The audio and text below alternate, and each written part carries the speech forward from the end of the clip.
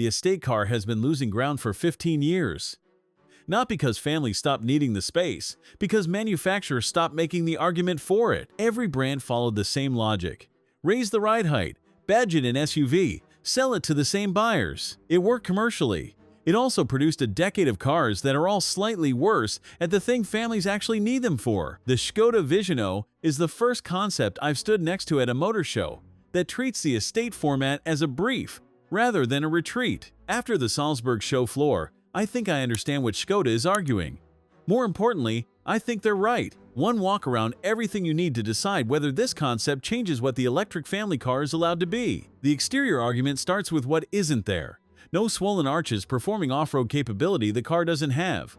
No raised ride height to signal something the platform doesn't need to signal. The Vision applies Škoda's modern solid design language at the scale it was always meant for: a long roofline, a low belt line, proportions built to cover ground efficiently. The Tech Loop front mask blanks off the grille entirely. On most EVs that reads as an absence. Here, framed by the illuminated Škoda logo and cyber lights spanning the full front width, it reads as a decision. At the rear, T-shaped lights run the full width of the tailgate. The cashmere matte paint against the glossy black tech deck face does a lot of work quietly. This is the estate shape rebuilt to look like it was never the wrong choice, which is the entire brand argument in one design brief.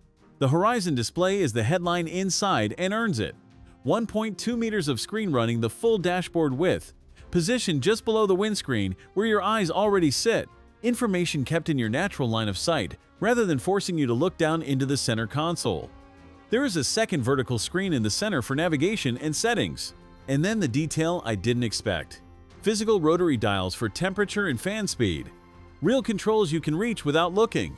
In the current era of all-touch interiors, that decision is more interesting than the meter-wide screen beside it, because it proves someone actually thought about what driving this car would feel like at 80 km per hour.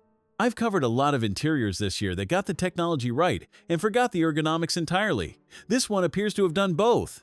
Škoda has officially projected 650 liters of boot space, around 22.9 cubic feet, with all 5 seats in place, and over 1,700 liters with the rear seats folded, in a car size between today's Octavia and Superb.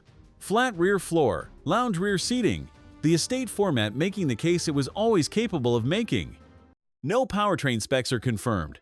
Škoda has projected a range of up to 425 kilometers, around 264 miles. The platform ancestry points toward rapid charging at 175 kilowatts or better. Power output, pricing, and trim structure are still ahead of us.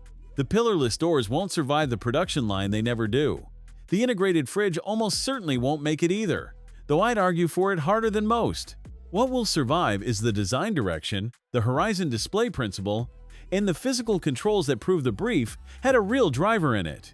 The electric Octavia this concept previews arrives around 2028. That is the announcement inside the concept. Whether Škoda delivers it as cleanly as they've shown it here is the question this walkaround cannot answer yet. But the track record of the Enyaq and Elroq suggests they get closer than most. Subscribe and you'll be here when we find out. Thanks for watching.